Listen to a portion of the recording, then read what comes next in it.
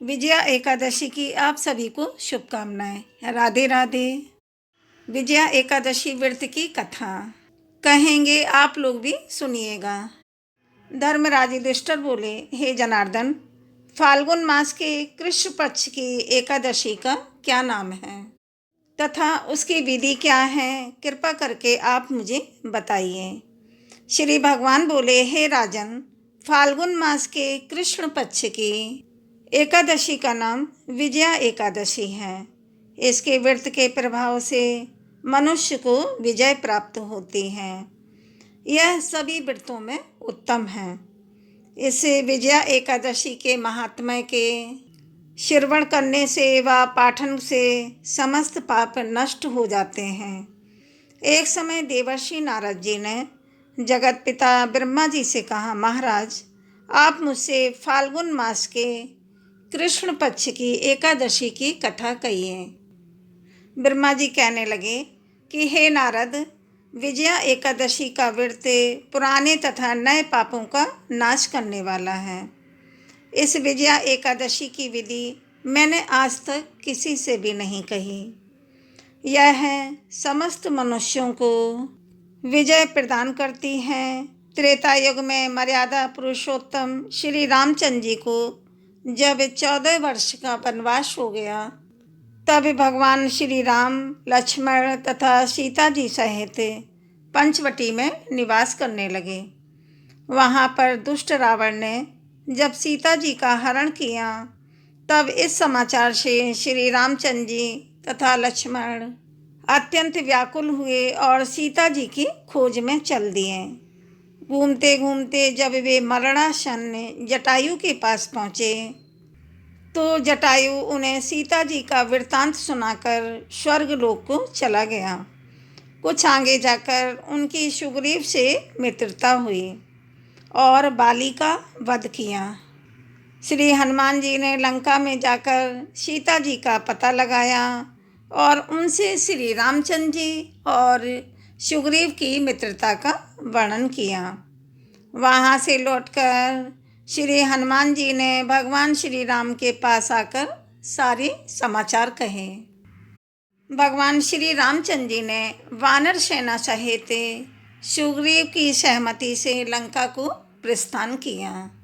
जब श्री रामचंद्र जी समुद्र के किनारे पहुँचे, तो उन्होंने मगरमच्छ आदि से युक्त इस अगाध समुद्र को देखकर लक्ष्मण जी से कहा कि इस समुद्र को हम किस प्रकार से पार करेंगे। श्री लक्ष्मण ने कहा, हे पुराण पुरुषोत्तम, आप आदि पुरुष हैं, सब कुछ जानते हैं। यहाँ से आधा योजन दूर पर कुमारी द्वीप पर वकदालभ्य नाम के मुनि रहते हैं। आप उनके पास जाकर इसका उपाय पूछिए।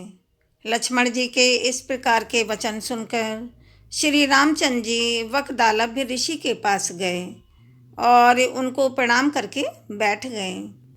मुनि ने भी उनको मनुष्य रूप धारण किए हुए पुराण पुरुषोत्तम समझकर उनसे पूछा कि हे श्री राम, आपका आना कैसे हुआ।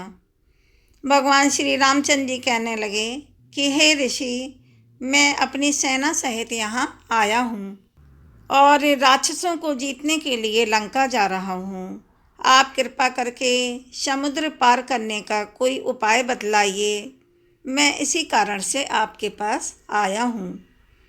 वकदालभ्य ऋषि बोले कि हे राम, फाल्गुन मास के कृष्ण पक्ष की एकादशी का उत्तम व्रत करने से निश्चय ही आपकी विजय होगी।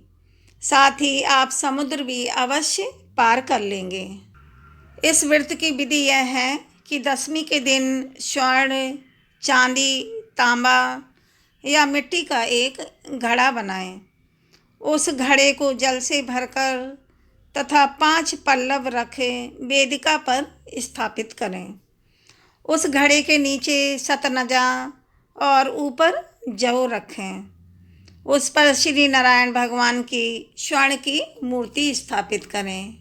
एकादशी के दिन स्नान आदि से निर्वत होकर धूप, दीप, नैवेद्य, नारियल आदि से भगवान विष्णु की पूजा करें तत्पश्चात घड़े के सामने बैठकर दिन व्यतीत करें और रात्रि को भी उसी प्रकार बैठे रहकर जागरण करें।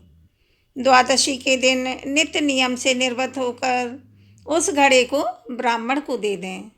हे राम, यदि तुम भी इसी व्रत को सेनापतियों सहित करोगे तो तुम्हारी विजय अवश्य होगी। भगवान श्री रामचंद्र जी ने ऋषि के कथनानुसार इस व्रत को किया और इसके प्रभाव से दैत्यों पर विजय पाई। अतः हे राजन, जो कोई मनुष्य विधि पूर्वक इस व्रत को करेगा, दोनों लोकों में उसकी अवश्य विजय होगी। श्री ब्रह्मा जी ने नारद जी से कहा था कि हे पुत्र, जो कोई इस व्रत के महात्म्य को पढ़ता या सुनता है, उसको वाजपेयी यज्ञ का फल प्राप्त होता है। कमेंट में राधे राधे लिखें। बोलो विष्णु भगवान लक्ष्मी माता की जय। वीडियो को लाइक शेयर सब्सक्राइब करें। धन्यवाद।